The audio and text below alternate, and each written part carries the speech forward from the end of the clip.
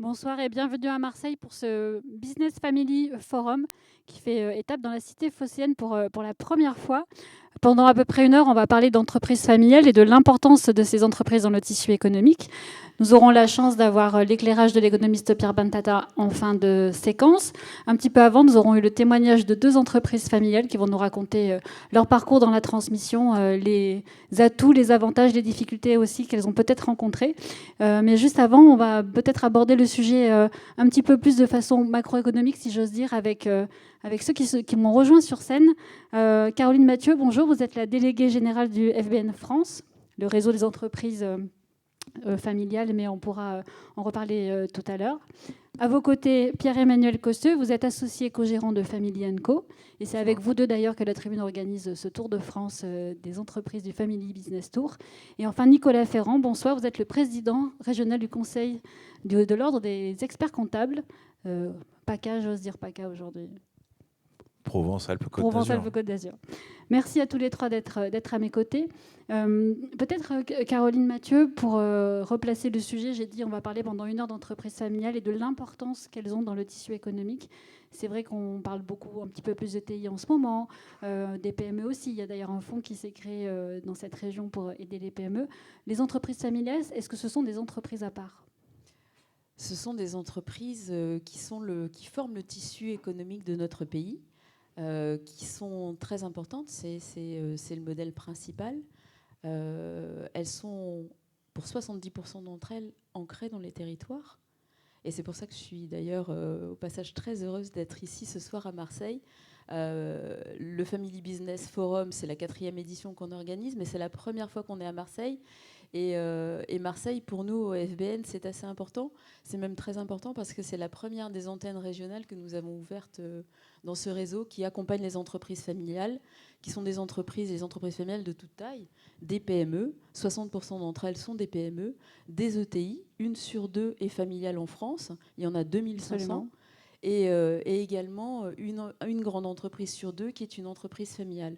Autant dire que ces entreprises représentent vraiment un enjeu national, qu'il faut absolument les accompagner, les préserver et tout faire pour qu'elles puissent être pérennes et pouvoir se transmettre de génération en génération.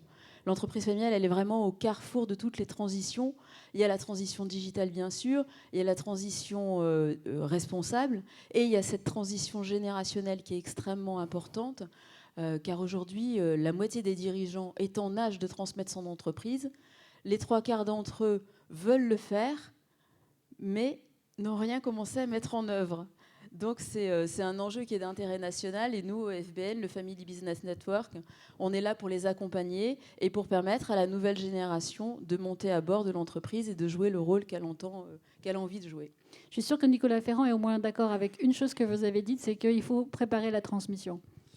Oui, alors une transmission d'entreprise, ça se prépare, qu'elle soit familiale ou pas familiale. De toute façon, un dirigeant ne pense pas le matin en se lavant les dents en disant bah, tiens, je vais transmettre ma boîte à mes enfants, ou oh bah tiens, si je mettais en vente ma boîte, surtout quand elle est valorisée plusieurs millions d'euros. C'est quelque chose qui se prépare en amont, parce qu'il faut aussi que le dirigeant se prépare à céder sa place. Et je crois qu'il y a un côté accompagnement, je prends le terme, j'ai pas peur de le prendre, psychologique, parce qu'il faut le préparer à céder la place à ses enfants, puisque là on parle d'entreprise familiale. Et il y a aussi une préparation auprès des enfants aussi, parce qu'il faut les préparer à prendre les rênes tout seuls, parce qu'il n'y aura plus papa ou maman qui seront là pour gérer éventuellement les bêtises ou les gros tracas. Et donc c'est très très important la préparation. C'est une préparation qui se mesure non pas en mois ni en semaines, mais en années. On dit qu'il faut à peu près entre 7 et 10 ans pour vraiment bien préparer une transmission. Pierre-Emmanuel, oui, peut-être Nicolas. Bon, Pierre-Emmanuel, on va l'écouter, et puis après Nicolas Ferrand. Et pour compléter ce qui vient d'être dit sur la transmission, je pense qu'il faut avoir en tête qu'une transmission, ça concerne toutes les générations. Ce n'est pas une génération qui passe à une autre, c'est deux générations, voire 3, souvent, qui préparent ensemble. Nous, on aime bien utiliser le terme de cogénération, c'est-à-dire des générations qui coexistent et travaillent ensemble vers une pérennité de l'entreprise familiale. Et l'autre point que je voulais ajouter, c'est qu'en fait, ça se prépare parce que ce n'est pas naturel. En fait, il faut à la fois que la génération en place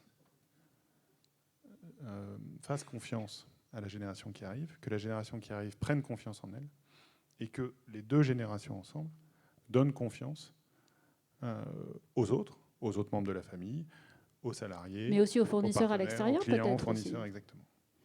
Ce serait intéressant d'ailleurs de ce point de vue d'écouter les témoignages tout à l'heure des deux entreprises qui vont venir nous raconter leur parcours, et je pense que ce sont des sujets qui vont être abordés. Nicolas Ferrand, vous vouliez ajouter quelque chose tout à l'heure? Oui, moi je voulais rebondir sur la période des 7-10 ans. Alors, je ne sais pas si c'est un lien, mais vous savez, dans une transmission, il y a toujours un invité surprise qui arrive, et cet invité surprise, on a presque l'impression qu'il fait partie de la famille. Et il s'appelle Dutreil. Et Dutreil, 7-10 ans, on n'est pas loin de l'engagement de conservation des titres pour justement pas payer d'impôts. Et donc, raison de plus pour bien préparer à l'avance et se prendre les services d'impact Dutreil, justement, qui devrait être presque inscrit dans la Constitution, ou en tout cas qui devrait être en première ligne de la règle d'or d'une transmission réussie. On en reparlera tout à fait, absolument tout à l'heure, parce que c'est un enjeu essentiel. D'ailleurs, on verra si est-ce qu'il faut l'améliorer, j'ai envie de dire. Est-ce qu'il faut d'abord au moins le sacraliser pour qu'il ne disparaisse pas? Ça, c'est un autre sujet. Mais c'est vrai, le contexte, j'allais dire législatif, qui facilite les LBO, tout ce qui est les outils financiers, c'est important de les connaître assez vite quand on transmet une entreprise.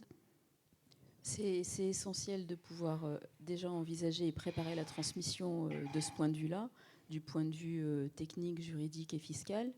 Et il y a beaucoup d'accompagnement qui est fait à ce niveau-là, mais la préparation à laquelle on songe moins et qui pourtant est essentielle, c'est vraiment la préparation, je dirais, psychologique et émotionnelle de la transmission. À la fois la génération qui se prépare à jouer un rôle important dans l'entreprise, mais aussi, et c'est un peu le rôle du duo que tu évoquais, Pierre-Emmanuel, de la génération qui va passer le relais et pour qui cette entreprise représente une vie entière, surtout quand il s'agit du fondateur, mais c'est également le cas au fil des générations. Et là aussi, il y a un travail important à faire au niveau de l'accompagnement psychologique et émotionnel pour qu'un nouveau projet puisse permettre à la personne qui cède l'entreprise de se réinventer différemment. Vous dites les choses, si j'ai envie d'être un peu provocatrice, comment est-ce qu'on fait quand un dirigeant s'accroche et ne veut pas quitter et reste malgré tout présent dans l'entreprise, présent aussi parfois de façon organisationnelle? Comment est-ce que vous pouvez aider à faire en sorte que finalement la transmission se fasse? Parce que parfois c'est très naturel et parfois beaucoup moins. Oui, alors il y a tout un ensemble de règles qui peuvent être mises en place justement dans cette préparation de la transmission. Ces règles du jeu, c'est ce qu'on appelle la gouvernance.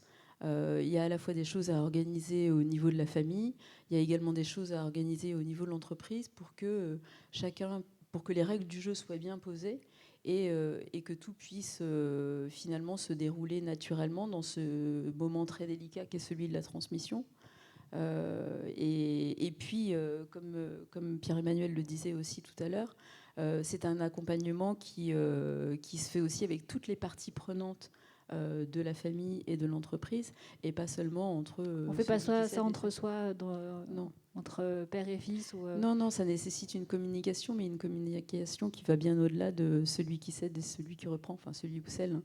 Je pense que toutes les parties prenantes de la famille, toutes les parties prenantes de l'entreprise doivent être associées à ce projet de pérennité. On va écouter Pierre-Emmanuel et puis après Nicolas. Oui, mais en fait, en nous écoutant les uns les autres, et puis en reprenant la question que vous avez posée, Laurence, il y a un mot qui me vient, qui est cette notion de responsabilité. Je vais passer rapidement sur la responsabilité du législateur, qui, pour favoriser la pérennité des entreprises familiales, doit créer un contexte législatif et fiscal qui permette la transmission oui. et le passage de l'entreprise aux générations suivantes. Il y a la responsabilité du dirigeant en place. Vous disiez comment est-ce qu'on convainc un dirigeant qui s'accroche à son poste. On le convainc en essayant de lui montrer qu'il est au service de quelque chose de plus grand que sa propre responsabilité. Il est au service d'une continuité, puisque de toute façon, il sera obligé de transmettre à un moment ou à un autre. Personne n'est éternel. Oui, c'est ça. Voilà. Et il y a une responsabilité aussi de celles et ceux qui vont prendre la suite, parce qu'ils sont responsables d'un héritage, mais ils sont aussi responsables d'une transformation, parce que l'entreprise ne va jamais rester telle qu'elle, et qu'elle doit évoluer, grandir éventuellement, prendre en compte les externalités, l'ancrage territorial, le territoire sur lequel l'entreprise est, les salariés, etc., etc. Et donc cette responsabilité, c'est à la fois quelque chose de lourd à porter, évidemment, mais c'est aussi quelque chose de très enthousiasmant. Et on le voit bien dans les familles qu'on accompagne, cette capacité à s'entendre collectivement pour construire quelque chose à la fois d'existant, mais de fondamentalement nouveau par rapport à ce qui existait déjà, c'est quelque chose qui est beaucoup plus facile à faire ensemble, à plusieurs, en famille, que de le faire tout seul. Nicolas Ferrand. Oui, moi je suis d'accord avec ce qui s'est dit. C'est que la phase préparatoire, elle sert à ça aussi. Elle sert à anticiper en fait ce cas de figure. Alors, il y a plusieurs solutions. Nous, quand on est expert comptable, souvent on connaît un grand pan de la vie personnelle de ces dirigeants, des futurs dirigeants, des enfants. Et on a aussi un rôle pour essayer d'orienter en disant, souvent c'est des dirigeants qu'on connaît depuis un moment, donc on se tutoie. Et on dit, tu sais, finalement, quand tu vas t'arrêter et que tu vas laisser la boîte aux enfants, tu vas pouvoir partir à la pêche, tu vas pouvoir aller jouer au boule, tu Vous vas voulez aller dire que pouvoir vous jouer au rendez golf. la retraite sexy pour qu'ils puissent lâcher la barre d'entreprise? Ouais, exactement. Parce que souvent, quand même, on ne va pas se le cacher, c'est des dirigeants. Cette boîte, c'est une boîte soit qu'ils ont déjà reçue de leurs parents en transmission, ou souvent, c'est une boîte, c'est le petit dernier de la famille. Et il y a toujours un pincement au cœur. C'est peut-être pour ça aussi qu'il y en a qui s'accrochent. Et donc, il faut essayer de leur, quelque part, un peu leur vendre du rêve. Leur dire, attends, t'adores le golf, t'adores aller skier, là, tu vas pouvoir t'éclater, tu vas pouvoir t'occuper de tes petits-enfants. Donc, il faut lui trouver une petite carotte. Et souvent, c'est ça qui déclenche, où en fait, ils finissent par lâcher. Au début, ils disent, ouais, mais quand même, je vais venir une fois par semaine. Alors, ils commencent à venir, et puis au bout de 3 mois, la fois par semaine, ça se change en une demi-journée, et ils commencent à errer dans les couloirs. Et puis, au final, on se rend compte que 6 mois, 9 mois plus tard, c'est fini. Ils mettent plus les pieds. On a les enfants qui viennent nous voir. Alors, t'as gagné. Il m'a rendu le badge du parking, quoi. Ah bon, oui, ça y est, Ça sent c'est le éclaté. vécu, ça. Oui, non, mais alors, écoute, la meilleure idée que vous avez eue avec le conseil de gestion de patrimoine, c'est de lui dire de s'acheter un bateau. Ah bon, mais pourquoi? Écoute, il s'est acheté le bateau, il s'est fait des copains au port, ils se font des sorties, ils vont à la pêche, après ils vont au golf, machin, parce qu'ils sont sur Bandol. Il me dit, puis ils me disent, mais en plus, il a perdu 10 ans. Donc, là, c'est une transmission réussie, les enfants sont heureux, parce qu'effectivement, c'est ce qui était évoqué tout à l'heure, c'est que il y a cette transition, il y a une transformation aussi qui va arriver dans l'entreprise. Et là, les repreneurs, les enfants, on les manie pour mener à bien en fait aussi cette transformation et cet effet rebond aussi qu'on espère tous avoir sur une boîte quand on la reprend, quand on est repreneur. Oui, effectivement, on va l'évoquer tout à l'heure. Ce que vous avez dit est très intéressant. Il y a ne pas oublier les racines, ce qui a été l'origine de l'entreprise, et puis effectivement les mettre dans les transformations, parce que il y a la transformation numérique qu'on a déjà vécue, il y a la transformation environnementale. Il ne nous reste plus beaucoup de temps ensemble. Peut-être pour terminer, avant de passer au témoignage humain et à la vision aussi, j'allais dire, banquière, si je peux dire ça comme ça. Si vous aviez un conseil à donner aux personnes qui sont là et ceux qui nous verront, et qui réfléchissent peut-être en se rasant le matin si elles doivent céder leur entreprise ou pas, un conseil pour bien faire les choses, en tout cas pour bien enclencher le système. Peut-être Nicolas, et puis après Caroline et Pierre-Emmanuel. Moi, c'est le coup de filet à un ami, son expert comptable. Voilà, je prêchais pour ma paroisse, mais on a un métier où souvent on est quand même on est au centre de l'affaire, au centre de l'économie. On a beaucoup de données, donc passer un coup de fil à son expert comptable pour avoir son ressenti, savoir ce qu'il en pense. Et puis commencer à organiser et orienter vers les bonnes personnes pour justement organiser tout ça, parce que c'est pas une personne qui va organiser une transmission d'entreprise, mais c'est tout un collège d'experts. Marie, Caroline. Je pense qu'il n'est jamais trop tôt pour songer à sa transmission et la préparer. Que la communication, c'est aussi quelque chose d'important. Échanger avec des pairs, s'inspirer de leurs expériences. On voit que c'est très vertueux. En tout cas, nous, au FBN, c'est ce qu'on propose. Hein. Beaucoup de retours d'expérience pour que chacun puisse aller piocher sa propre recette de transmission, parce que chaque entreprise familiale est unique et chaque histoire de transmission l'est tout autant. Et se faire accompagner aussi, je dirais, par des tiers, parce que ce sont souvent des situations qui sont des situations où l'affect joue une place importante, et le rôle d'un consultant, d'un expert, permet d'objectiver une période qui est toujours très, très sensible et très délicate. Pierre-Emmanuel, le mot de la fin. Les 2 mots de la fin. Allez. On parle de la Family Business Nation. On parle de faire nation. Moi, je vais parler de faire famille, en fait. Il faut arriver à construire des projets qui rassemblent et motivent l'ensemble de la famille qui a envie d'en faire partie. Ça ne veut pas nécessairement dire toute la famille, mais ça veut dire l'ensemble de la famille qui a envie d'en faire partie, quelles que soient les générations.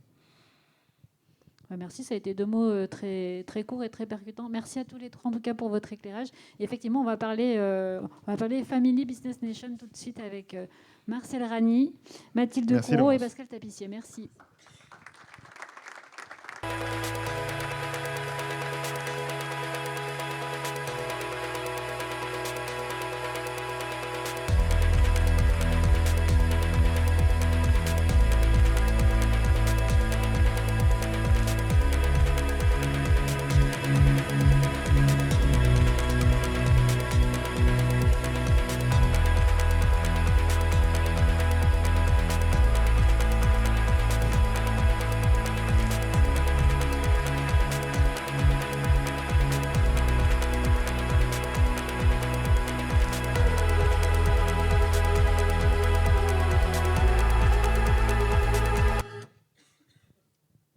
Alors, le Family Business Tour, et là, on va parler de Family Business Nation. Alors, on connaît la Startup Nation.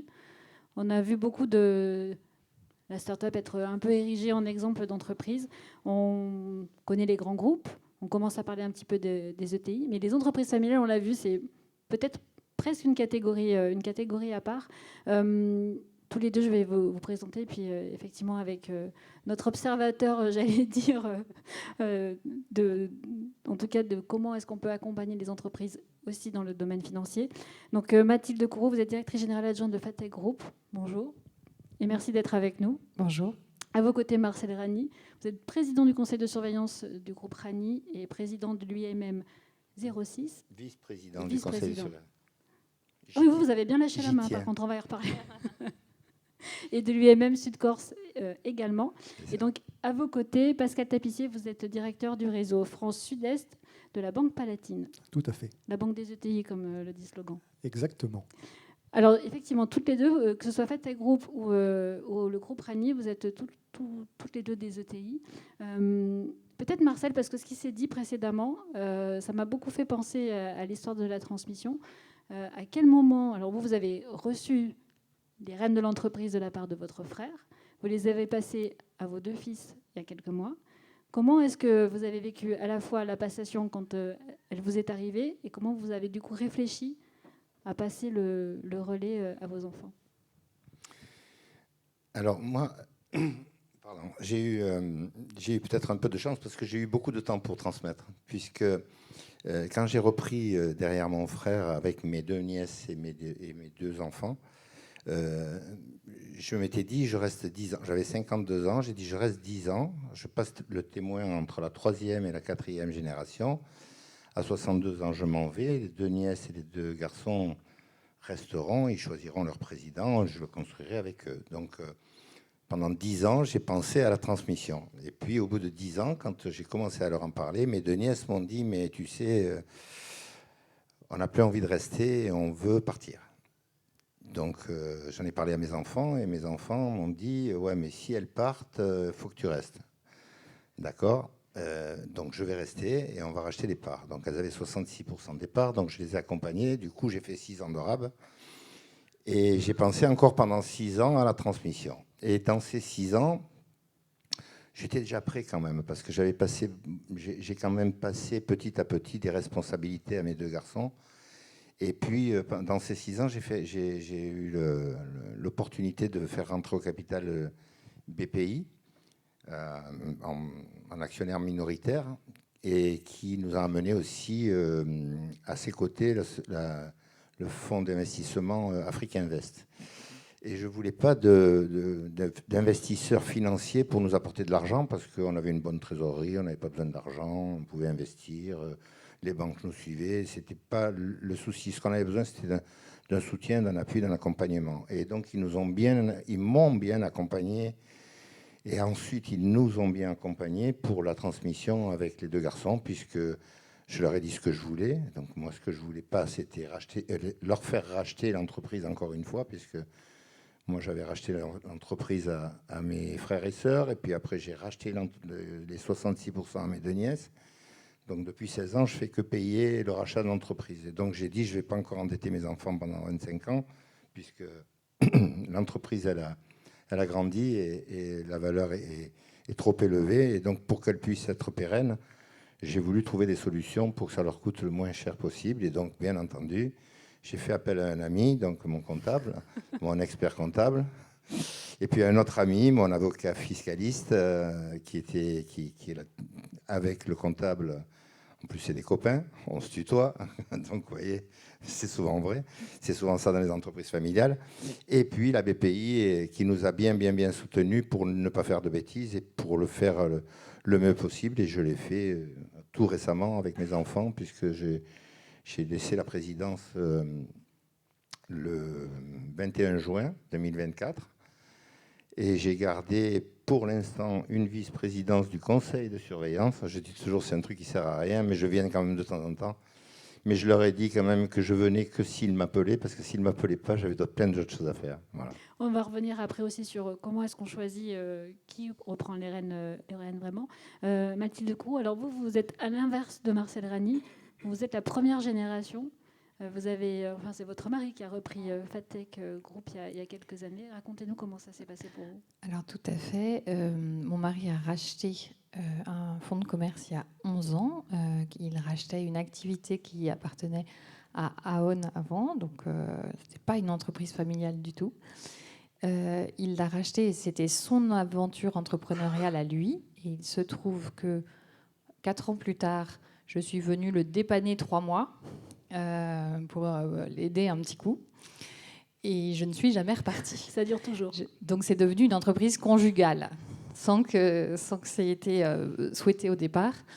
Et pour l'anecdote, j'ai réalisé que le fait qu'on y soit tous les deux avait une valeur en plus de ce qu'on y faisait opérationnellement.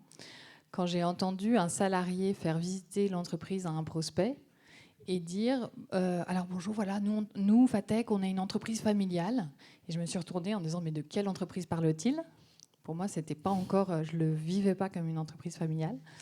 Et donc j'ai reçu des mots de ce salarié, le fait que c'était devenu par accident une entreprise familiale. Donc maintenant, nous sommes une entreprise familiale, mais de génération 1, avec un avenir ouvert. On n'a pas forcément de projet de transmission de l'opérationnel à nos enfants. On ne sait pas. Ce n'est pas forcément un projet. En revanche, l'histoire de justement mon mari, qui lui est président et moi directrice générale adjointe, c'est qu'il a bossé pendant 12 ans précédemment dans une entreprise familiale qui était celle de son père. Ils ont bossé ensemble 12 ans. Et au bout de 12 ans, mon mari s'est dit, en fait, il n'y a pas de place pour moi ici. Je vais vivre ma propre aventure.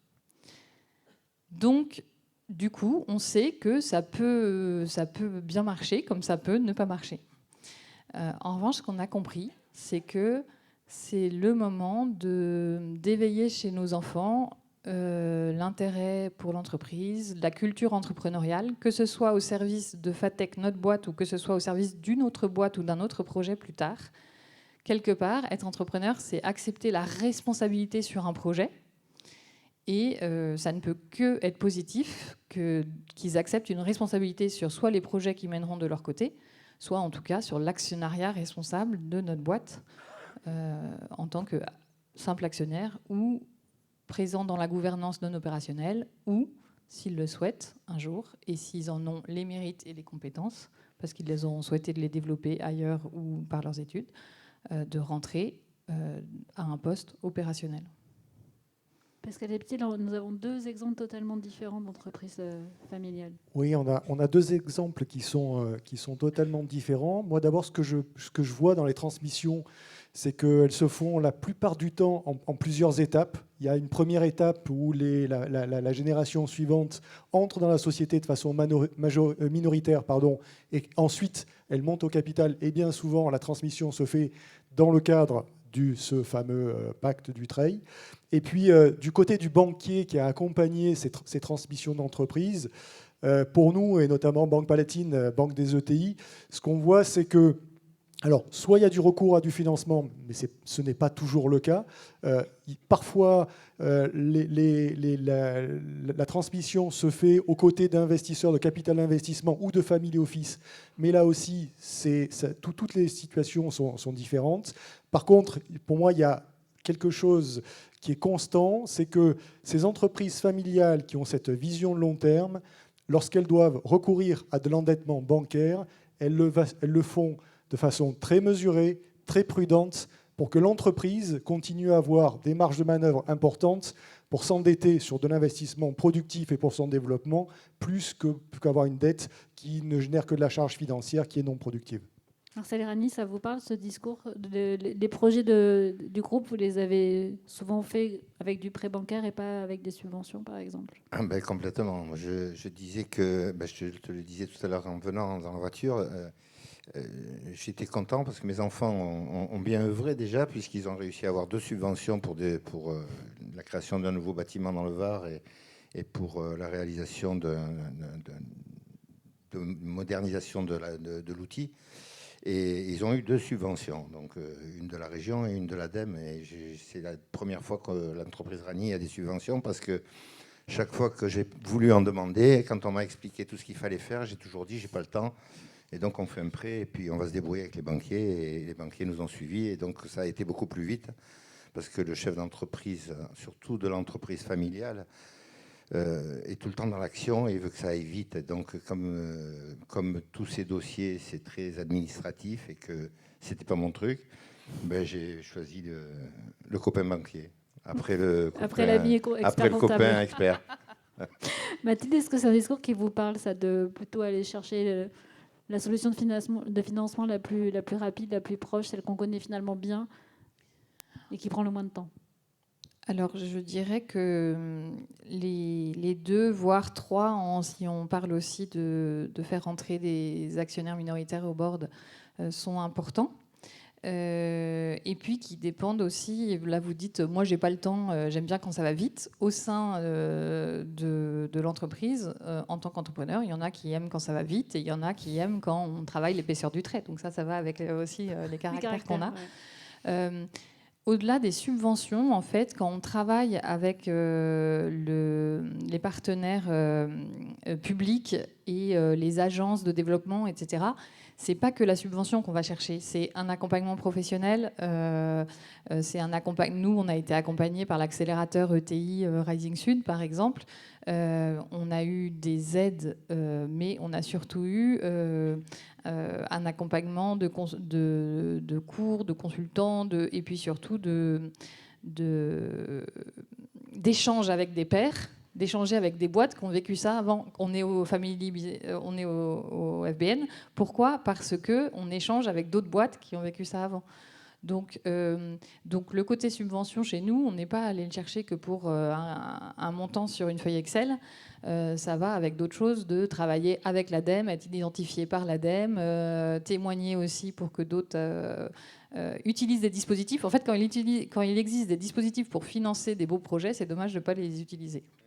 Mais est-ce que c'est pas aussi... Le financement, c'est vrai aussi. Il faut connaître bien les financements et les prêts à taux bonifiés pour, par exemple, des sujets RSE. Enfin, on voit que là, il y a des financements qui peuvent accompagner des projets RSE importants et que ça vaut le coup de les connaître.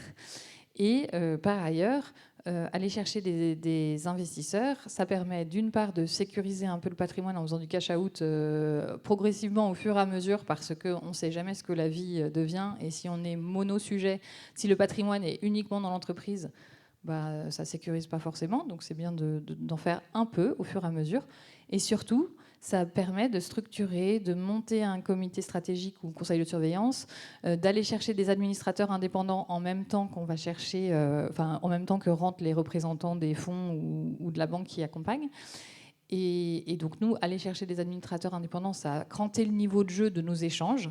Ça nous aide à voir venir la vague d'après, à voir venir les projets plus grands. Donc c'est très utile. Et ça nous a permis aussi d'objectiver une valeur d'entreprise pour faire rentrer les salariés au capital. Et donc c'était important parce que ça crée le fait que l'entreprise a été valorisée à un certain montant. Elle a un projet avec une échéance. Et si on a une échéance de sortie pour les fonds, on peut proposer la même aux salariés. Est-ce que le sujet, c'est pas finalement la taille de l'entreprise, en tout cas le moment où elle en est dans son histoire? Alors oui, c'est le sujet, c'est la taille, la valorisation de l'entreprise. Comme vous l'avez évoqué, c'est aussi bien souvent le moment pour un actionnaire familial qui s'est investi, qui a réinvesti tous ses dividendes, de valoriser une partie de son patrimoine sans pour autant déséquilibrer la société, parce qu'on est dans le temps long, on veut transmettre. Donc il y a ce juste équilibre à trouver entre la valorisation du patrimoine, de la richesse qui a été créée, et le fait de transmettre dans les meilleures conditions possibles. Et je vous rejoins aussi, c'est souvent aussi le moment où des managers clés sont associés pour permettre de continuer à développer au mieux l'entreprise en accompagnant la génération qui reprend les rênes. Nous, on a ouvert le capital à tous les salariés. Voilà.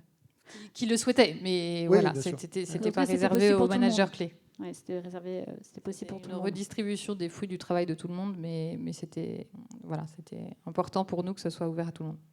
Peut-être pour revenir sur le pacte Dutreil qu'on a un petit peu abordé en introduction, c'était un élément de réassurance. Est-ce qu'il faut aller plus loin? C'était un des sujets qui avait été évoqué au moment anniversaire du pacte. Bon, alors, le constat, c'est déjà que 90% des transmissions familiales se font grâce à l'aide, parce qu'il y a le pacte Dutreil. Mais il a été créé pour ça. Bon, il existe pour ça, il fonctionne, il est apprécié. Ensuite, bon, moi je ne suis pas dans le secret du législateur, je pense qu'il faut le préserver. Aujourd'hui, quoi qu'on en dise, personne n'est là pour dire qu'on va le remettre en cause. Voilà, donc c'est. Mais est-ce qu'il faut aller plus loin? Est-ce qu'il faut aller plus loin?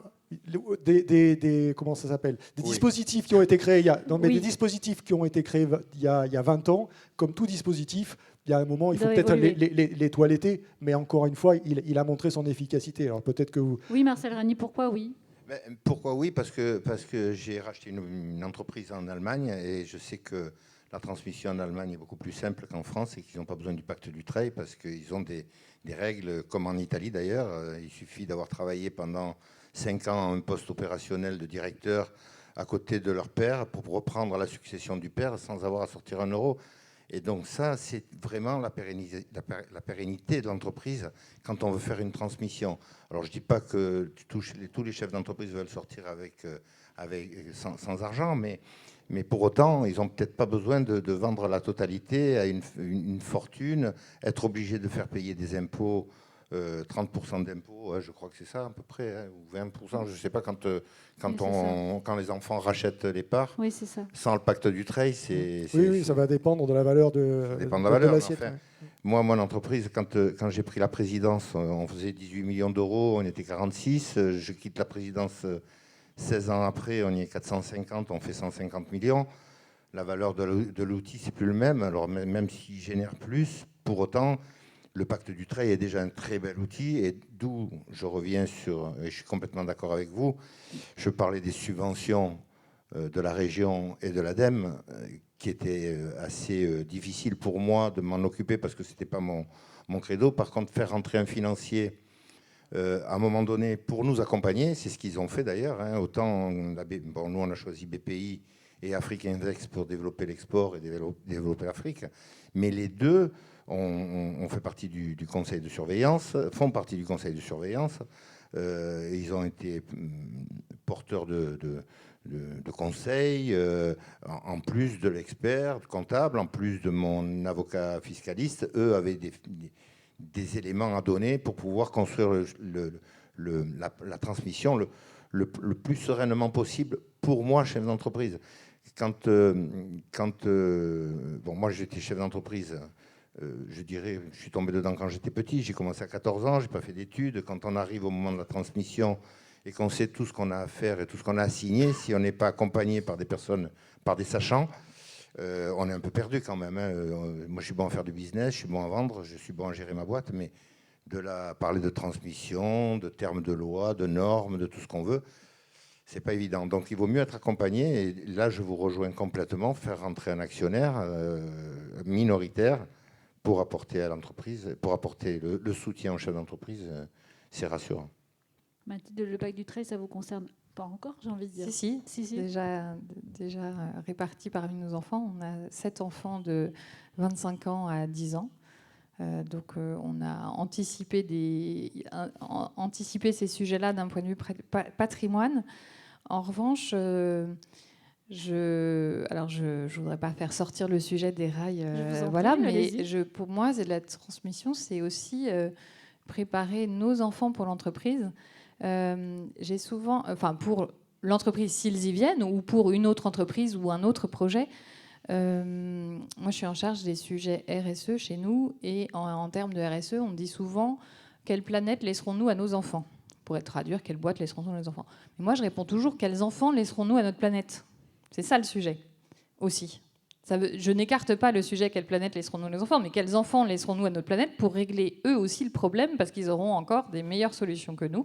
Et donc, dans l'éducation qu'on leur transmet, dans les sujets qu'on leur transmet, dans la notion large de responsabilité. On est responsable de notre boîte, on est responsable des externalités, on est responsable de l'entièreté de la chaîne de valeur.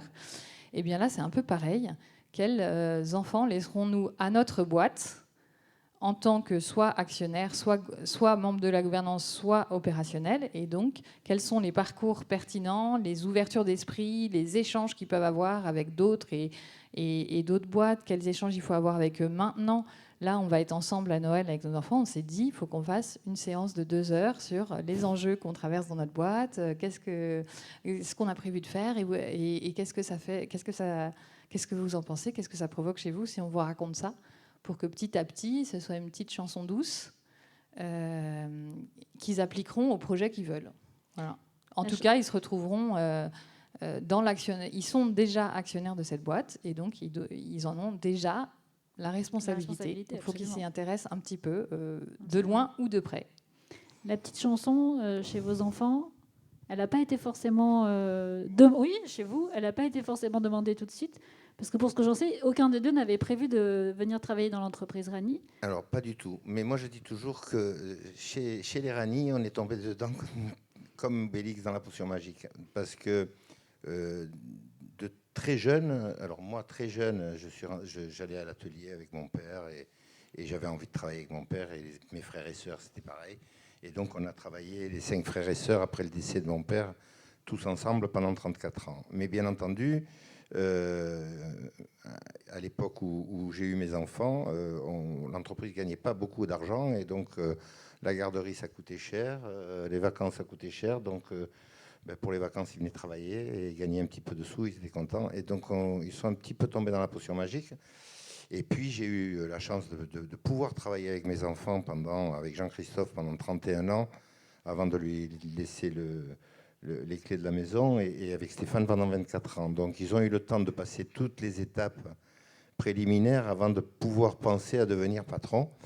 Et pour qu'ils finissent par penser à devenir patron, il a fallu quand même que je les prépare à ça. Et c'est vrai que c'est pour ça que je disais que j'ai eu la chance de pouvoir le faire pendant 16 ans, même si ce n'était pas prévu, et de bien les préparer. Et le jour où je suis parti aussi parce que je commençais à me sentir inutile au sein de l'entreprise et je me sentais surtout dépassé par l'évolution de l'entreprise. Et il faut savoir le dire, il ne faut pas avoir honte de ça. Je dis qu'il y a une époque pour tout. Moi, à leur âge, comme on dit dans la région, grimper aux arbres. Là, j'ai plus envie de grimper aux arbres. Et donc, toute la nouvelle technologie, que ce soit dans le métier, l'intelligence artificielle, même si je m'y intéresse, c'était pas moi qui devais mettre ça en place. Et donc, c'était le moment de vraiment céder. Et puis, il a fallu que je prépare un petit peu ma sortie. Hein, je te le disais tout à l'heure. Le premier mois, ça a été un peu dur parce que le téléphone sonnait un peu moins et les mails, il y en avait un petit peu moins. Pourtant, si je peux permettre une parenthèse, vous ne faites pas de bateau, mais vous êtes donc président de l'UMM, donc vous avez trouvé une autre carotte aussi pour continuer à vous occuper. Alors, comme je suis un petit peu hyperactif, je ne dors pas beaucoup, donc j'ai pris la présidence de l'UMM Côte d'Azur, j'ai pris la présidence de l'UMM Région Sud, Corse, et puis je suis rentré au bureau de l'UMM National. Je suis chef de file de France Industrie, et puis je fais quelques petits trucs à la métropole. Quelques carottes en plus. Voilà, je suis président de la mission économie attractivité de la métropole Nice-Côte d'Azur, et voilà, donc je fais plein de choses qui m'occupent. Et de temps en temps, quand mes enfants me disent tu peux venir pour signer les papiers, je dis demain parce que là aujourd'hui j'ai pas le temps. Donc c'est parfait.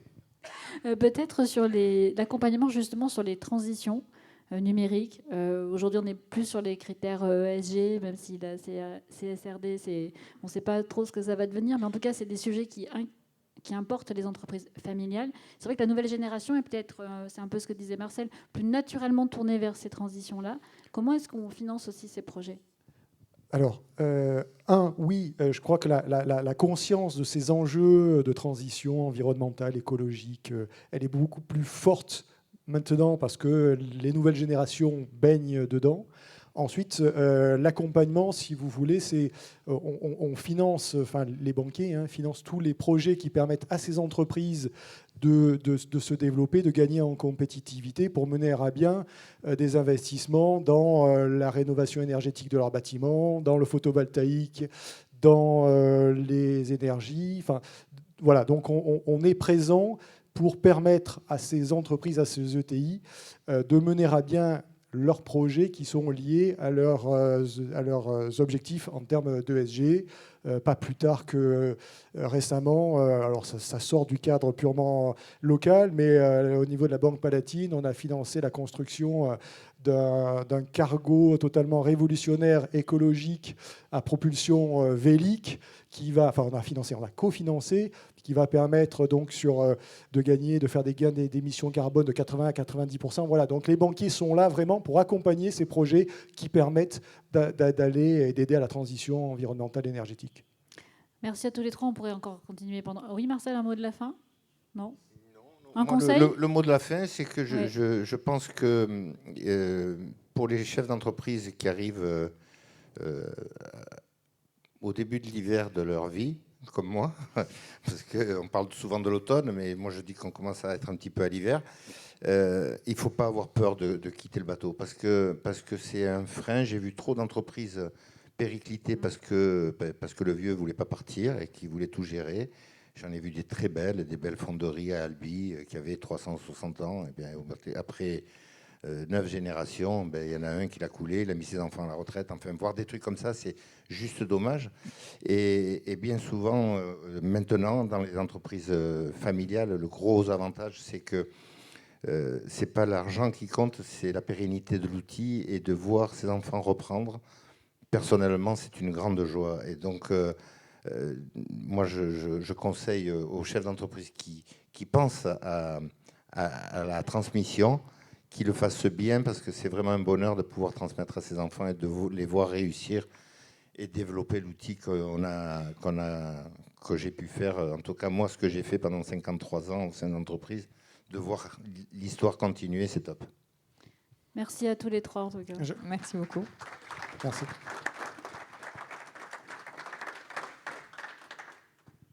Merci. Et puis on va accueillir Pierre Bentata pour une conclusion.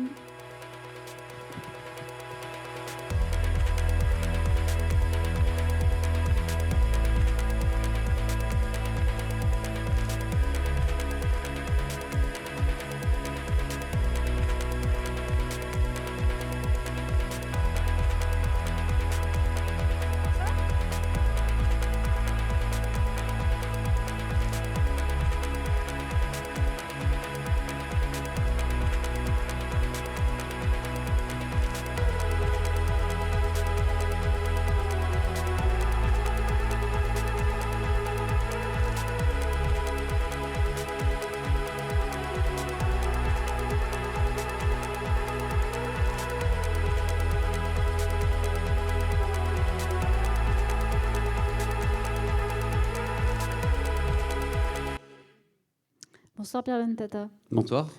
Économiste et fondateur de Risen, c'est ça? C'est ça.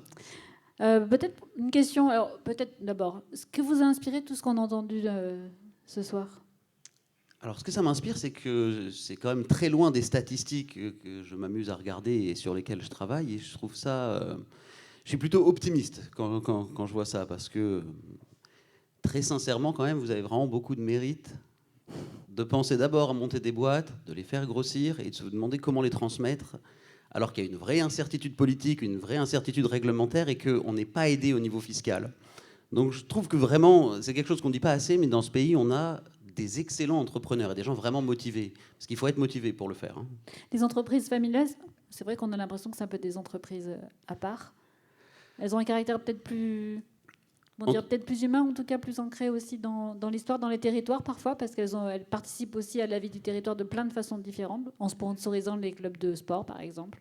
Oui, sur l'ancrage, elles ont évidemment un rôle qui est particulier, mais elles ont surtout, lorsqu'on regarde, quand on fait un peu de sociologie des entreprises et qu'on s'intéresse au fonctionnement ou aux interactions entre les différentes générations, elles sont surtout créatrices de sens. Et ça, c'est vraiment quelque chose de très particulier dans un environnement macro où...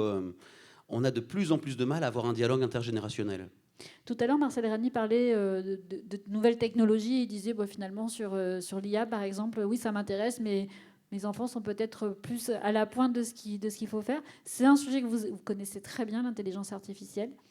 Quand on est justement dans ces transmissions, qu'on est une entreprise qui a 100 ou 300 ans, les sujets nouveaux de transition, numérique, intelligence artificielle, environnementale, est-ce que c'est plus complexe à les intégrer ou finalement, au contraire, c'est un avantage?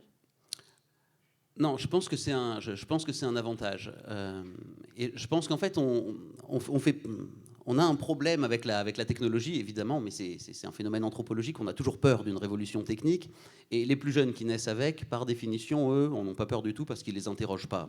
Au même titre que vous n'avez jamais interrogé le rôle de la télé et l'impact que ça a eu dans le fonctionnement de nos sociétés, dans nos interactions. Quelqu'un qui naît avec l'IA s'en fout si c'est bien ou pas bien, comment ça marche, et il va l'utiliser. Mais ce qu'il y a de spécifique dans une transmission, au même titre que ce qu'il y a de spécifique lorsque vous avez des jeunes que vous allez intégrer dans l'entreprise et qui connaissent ces techniques, mais qui sont vierges de toute compréhension de la façon dont on va gérer la boîte, c'est que c'est un très bon point pour avoir une discussion intergénérationnelle. Parce que celui qui maîtrise la technique, très souvent, par contre, n'a aucune idée de la façon dont on va l'utiliser, de ses limites, de ses risques. Celui qui ne connaît rien parce qu'il a un mouvement de recul et se dit « Oula, qu'est-ce que c'est que ce nouveau truc ?» Très souvent, lui, a besoin d'aide pour s'y mettre. En revanche, il comprend très bien quand est-ce qu'il va falloir l'utiliser, quand est-ce qu'il va falloir, au contraire, faire confiance à de l'humain. Donc, sur toutes ces révolutions techniques, justement, de toute façon, il y a un aspect transmission qui est fondamental dans l'entreprise. Je sais que vous travaillez beaucoup, notamment avec les entreprises artisanales aussi. Alors, on sort peut-être un petit peu du scope encore que. Là aussi, on a l'impression que IA, artisanat, c'est très éloigné. Et en fait, pas du tout. Parce que les cas d'usage sont justement, au contraire, des applicatifs très simples. Oui, en fait, les artisans ou les petites entreprises comprennent très bien comment l'IA va pouvoir les aider. Et il n'y a pas cette crainte d'être remplacé parce que dans l'artisanat, par définition, les gens ont quand même confiance dans leurs compétences et savent qu'il y a une précision du geste, il y a une compréhension, et puis il y a une empathie vis-à-vis du client qui fait que tout ça, la machine, même si on nous fait croire qu'elle est très intelligente, elle ne peut pas le faire. Donc eux voient très bien par contre que ça a des implications pour internaliser des prestations qui sont externalisées jusqu'à maintenant et qui leur coûtent très cher, pour pouvoir devenir un homme orchestre et ne pas avoir besoin d'avoir un ensemble de prestataires qui ne comprennent pas, pour pouvoir lui externaliser en fait tout ce qui n'est pas du cœur du métier. Et donc paradoxalement, mais bon finalement après ça peut se comprendre quand même, la révolution technique actuelle, elle arrive principalement, et elle est embrassée avec beaucoup d'enthousiasme, principalement par des petites boîtes ou par des entreprises qui sont plutôt dans le milieu artisanal. C'est plutôt dans les grosses entreprises, et notamment dans les structures assez hiérarchiques ou monolithiques, que là, il y a une inquiétude. Mais qui se comprend parfaitement parce que c'est au centre de cette pyramide, dans les structures hiérarchiques, que ça bouge le plus, l'IA. Alors évidemment, on a parlé du pacte du trade tout à l'heure. C'est vrai qu'on n'a pas l'impression qu'il pourrait être remis en cause. Néanmoins, on devrait pouvoir aller plus loin. Quand on voit l'exemple, comme c'était cité tout à l'heure, de nos voisins allemands ou italiens, est-ce que ce ne serait pas aussi une façon de permettre aux entreprises de se transmettre plus facilement et de moins poser de problématiques? Moi, de toute façon, je suis favorable à tout ce qui va permettre de transmettre une entreprise. D'abord parce qu'on a une difficulté aujourd'hui à trouver. Alors là, il y a eu beaucoup de transmissions heureuses, mais en fait, il y a beaucoup de boîtes qui cherchent à transmettre et qui ne trouvent pas aujourd'hui. On a aussi une perception de l'entrepreneur qui est vraiment pas bonne dans le pays, très souvent négative, avec la mauvaise image du patron qui exploite. On a cette vieille vision marxiste qui existe quasiment plus dans les autres pays d'ailleurs. Donc bon, ça c'est un reliquat étrange chez nous. Et évidemment, quand on a une incertitude aussi forte, alors aussi bien au niveau aujourd'hui macroéconomique, avec ce qui se passe aux États-Unis, avec un retour du protectionnisme un peu partout, qu'une incertitude sur notre budget et le fonctionnement politique, il faut donner le plus de clarté possible à un entrepreneur. Donc tout ce qui permet de simplifier, tout ce qui lui permet de se projeter le plus loin possible dans le temps est quelque chose qui est nécessairement bénéfique. Sur l'accompagnement, c'est vrai qu'on en a beaucoup parlé pour les startups. Se faire accompagner quand on est une grande entreprise, est-ce que c'est autant fondamental ? Ou est-ce qu'il faut savoir le doser justement ? Non, je pense que si vous avez des bons conseillers, à partir du moment où les conseillers, ceux qui accompagnent, ne veulent pas remplacer ou ne veulent pas imposer leur propre vision des choses, je pense que c'est pas du tout un problème. Mais quand on parle des startups, là où on a un problème, justement, alors vous avez de la chance avec la BPI, mais lorsqu'on parle des startups et notamment des vraies entreprises de la tech, on a une vraie difficulté, nous, dans notre pays, à les faire grandir et à assurer leur pérennité.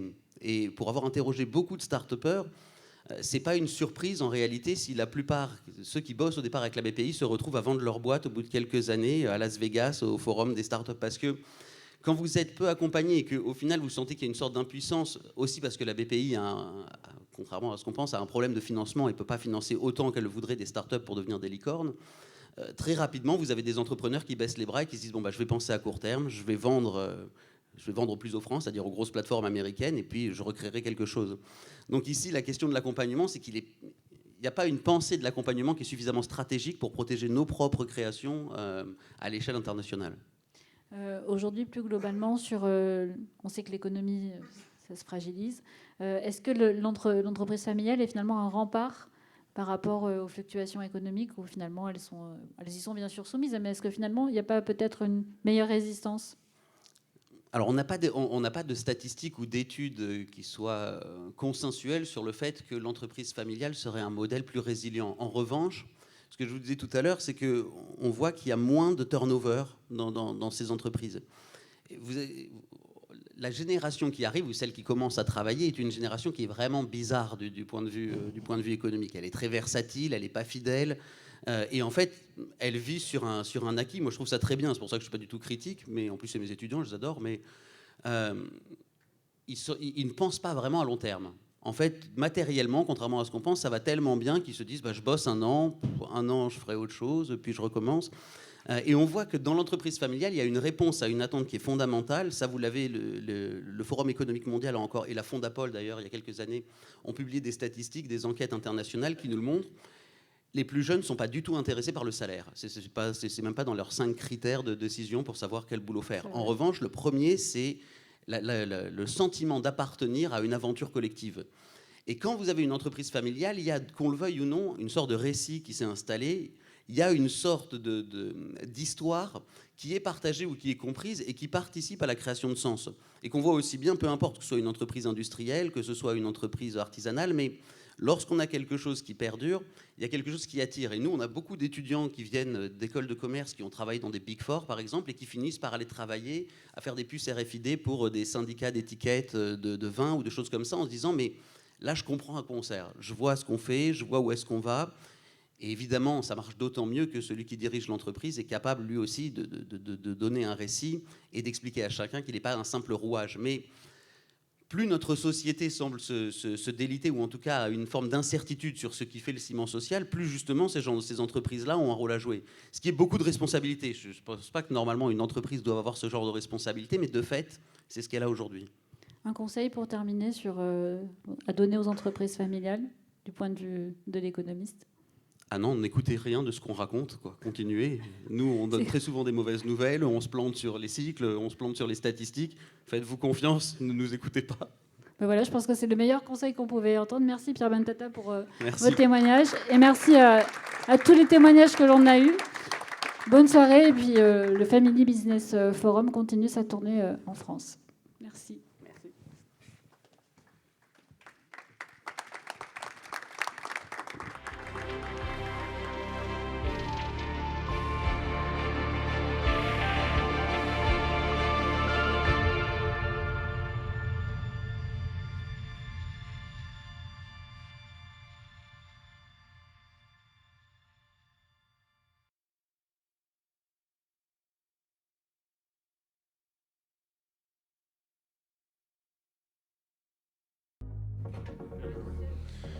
Juste un mot. Nous avons le plaisir de vous inviter à venir partager un cocktail.